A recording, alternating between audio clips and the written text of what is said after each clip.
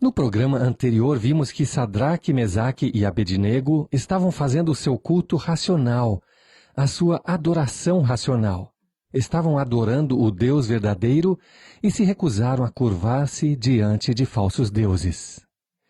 Vimos que não pode haver uma entrega total a Jesus Cristo sem a entrega do corpo. O cristão que mente ou fofoca ainda não consagrou a língua ao seu Senhor. Apresentar cada membro do corpo é o modo de vida para os cristãos em todos os tempos. E o testemunho deste rei ímpio era o fato de que ele reconheceu que ali estavam 3 judeus adorando o verdadeiro Deus, ao entregarem seus corpos em sacrifício vivo. Então, chegando-se Nabucodonosor à porta da fornalha de folho ardente, falou, dizendo: Sadraque, Mesaque e Abednego, servos do Deus Altíssimo, saí e vinde. Então Sadraque, Mesaque e Abednego saíram do meio do fogo. E reuniram-se os príncipes, os capitães, os governadores e os conselheiros do rei, e contemplando estes homens, viram que o fogo não tinha poder algum sobre os seus corpos. Nem um só cabelo da sua cabeça se tinha queimado, nem as suas capas se mudaram, nem cheiro de fogo tinha passado sobre eles. Falou Nabucodonosor, dizendo: Bendito seja o Deus de Sadraque, Mesaque e Abednego, que enviou o seu anjo e livrou os seus servos que confiaram nele, pois violaram a palavra do rei, preferindo entregar os seus corpos para que não servissem nem adorassem algum outro Deus, senão o seu Deus. Neste ponto, Nabucodonosor emitiu um decreto. Isso não significa que ele se converteu ou teve uma experiência pessoal com Deus. Veremos o testemunho de sua conversão em nosso próximo estudo. Aqui ele simplesmente estava reconhecendo que o poder de Deus é maior que o poder dos deuses da Babilônia. Portanto, o que ele está fazendo aqui é dar prioridade ao Deus de Israel. Podemos ler isto nos versículos 29 e 30, onde ele diz: Por mim, pois, é feito um decreto pelo qual todo o povo e nação e língua que disser blasfêmia contra o Deus de Sadraque, Mesaque e Abednego seja despedaçado, e as suas casas sejam feitas um monturo, porquanto não há outro Deus que possa livrar como este. Então o rei fez prosperar a Sadraque, Mesaque e Abednego na província de Babilônia. Bem, ele proclamou um decreto que puniria todo aquele que falasse mal do Deus dos 3 jovens hebreus. Agora, o rei não negou os seus próprios deuses nacionais, eu quero que você observe isso. Ele apenas expressou admiração pelo Deus desses 3 jovens corajosos, mas ele não se curvou diante do Deus de Israel, o Deus da Bíblia, para adorá-lo. Seu decreto foi formulado de forma negativa, porque ele ainda não estava pronto para considerar o Senhor, Jeová, como o único Deus. Mas por causa da demonstração do poder que ele tinha observado, ele sentiu que deveria pelo menos reconhecer o Deus de Israel. Apesar do medo ter inspirado este decreto, deve ter existido algo de sinceridade em seu próprio coração, mas eu gostaria que ele tivesse ido um pouco mais longe. O versículo 30 diz: Então o rei fez prosperar a Sadraque, Mesaque e Abednego na província de Babilônia. A fidelidade dos 3 jovens trouxe-lhes a recompensa da proteção e prosperidade. Aquele que honra a Deus nunca ficará sem recompensa. Neste capítulo há algumas lições que vale a pena aprender, tal como o poder de Deus para proteger os seus e a incapacidade de qualquer poder mundial de tocar nos filhos de Deus, se Deus não o permitir. Ainda mais quando eles estão totalmente dedicados a Deus. Mas não menos importante é um princípio dado por um homem de Deus a Eli, nas palavras de 1 Samuel 2,30. Porém, agora diz o Senhor, porque aos que me honram, honrarei, porém aos que me desprezam, serão desprezados.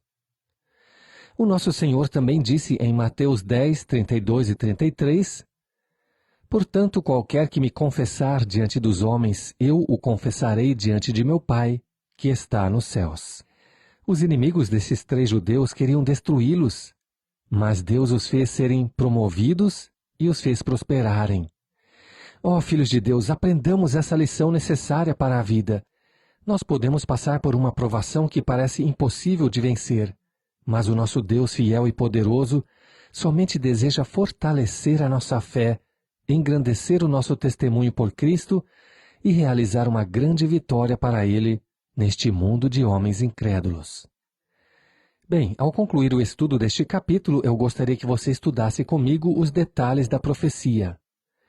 Começamos esta série de estudos destacando o fato de que o livro de Daniel contém tanto história como profecia. Às vezes, a profecia se estabelece claramente, como no capítulo 2. Em outras partes, a previsão profética usa uma tipologia. Aqui no capítulo 3, alguns detalhes servem como um exemplo profético de certos eventos que acontecerão nos últimos tempos, depois de a Igreja de Cristo ter sido levada para o céu. Vamos examinar alguns fatos históricos que servem como tipologia de eventos futuros.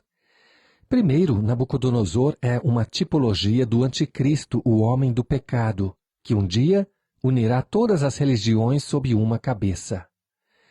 Seu sistema religioso será a Igreja Universal de Satanás, que exigirá a adoração de todos os povos da terra. Qualquer pessoa que se recusar a obedecer vai pagar com a morte. Leia Apocalipse capítulo 13 e observe especialmente os versículos 4, 7, 12 e 15. Existe um paralelo entre Daniel 3 e Apocalipse 13. Em ambos os capítulos existe um déspota governando e uma imagem para ser adorada. Nabucodonosor é uma tipologia da besta política que cria uma estátua de si mesmo como um objeto de adoração. Em cada caso, a imagem é externa, visível, magnífica e imponente. A estátua de Daniel 3 é uma tipologia de uma estátua que será construída pelo anticristo e levantada em um templo judaico. Em Mateus 24:15, o Senhor Jesus se refere a essa imagem como a abominação da qual fala o profeta Daniel. Um dia Satanás fará um milagre dando vida à estátua, fazendo ela falar, conforme Apocalipse 13:15. Assim como a estátua de Nabucodonosor, a estátua do fim dos tempos será um objeto de admiração e reverência ao redor do mundo.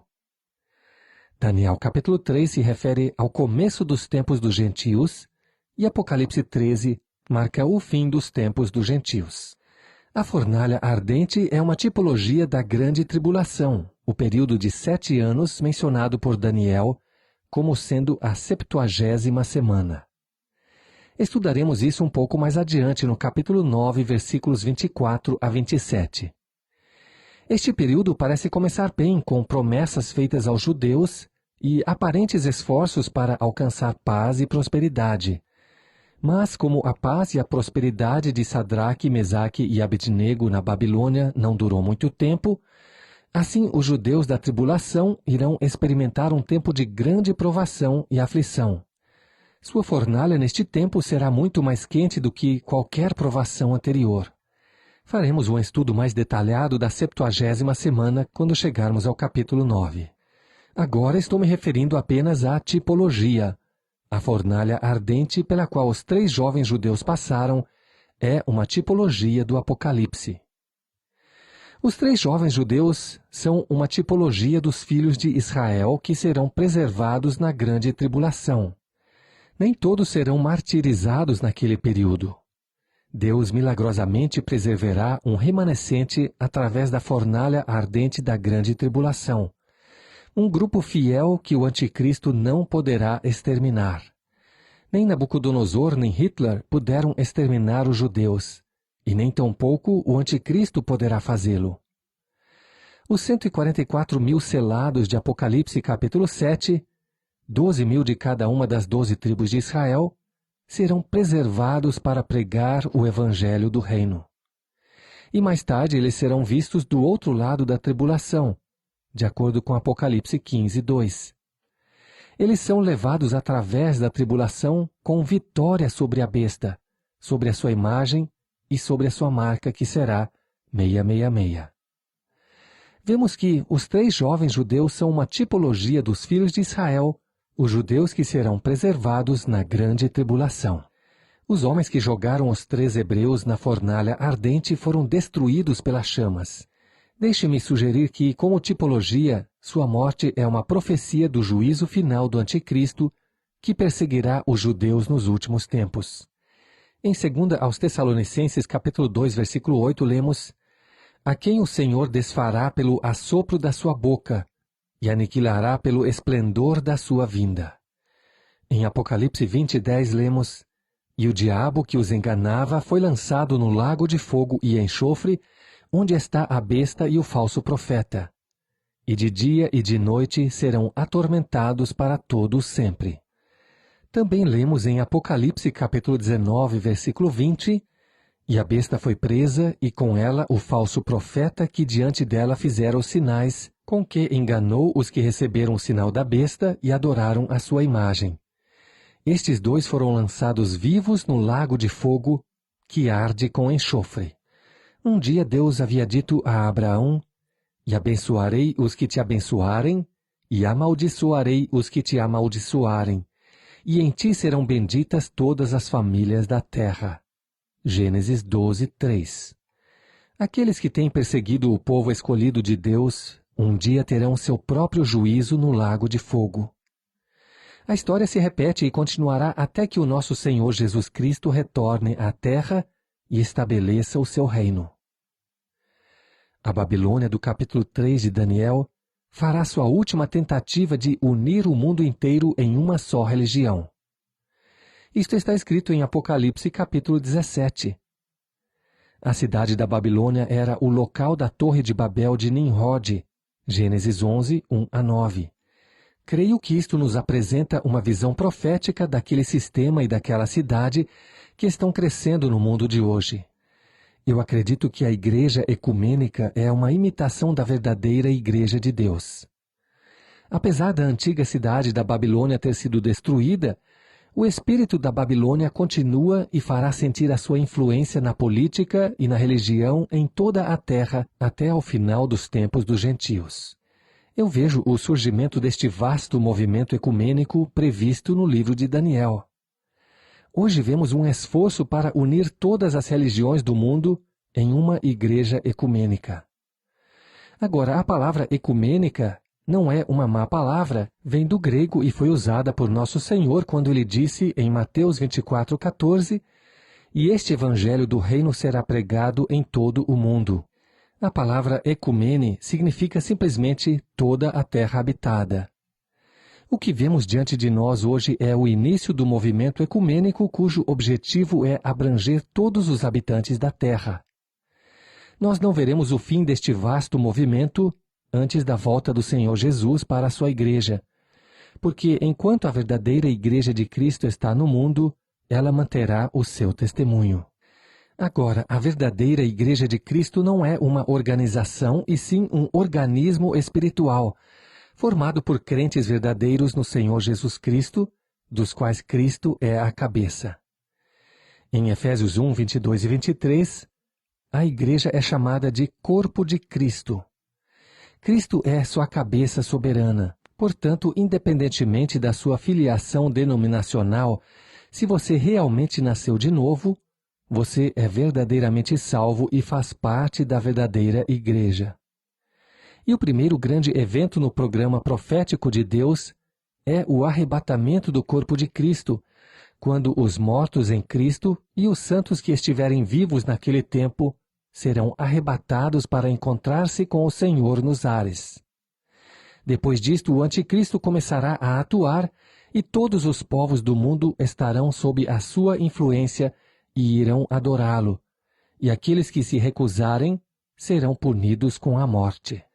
Alguns de vocês podem achar difícil aceitar isso, mas você pode ver o que aconteceu na história, porque nós estudamos isso em Daniel capítulo 3, e a história se repetirá. O que aconteceu em Daniel capítulo 3 é uma visão profética do que acontecerá nos últimos dias antes de Cristo estabelecer o seu reino na terra. Paulo profetizou na primeira epístola a Timóteo, capítulo 4, versículo 1, mas o Espírito expressamente diz que nos últimos tempos apostatarão alguns da fé, dando ouvidos a espíritos enganadores e a doutrinas de demônios. Todos os sinais apontam para o retorno iminente de nosso Senhor Jesus Cristo. Portanto, nós como cristãos precisamos entender que nossa redenção está próxima. Muito bem, para nos prepararmos para o nosso próximo estudo, eu desafio você a ler todo o livro de Daniel de uma só vez e depois ler o capítulo 4 várias vezes. Isso irá preparar nossos corações para o nosso estudo do capítulo 4.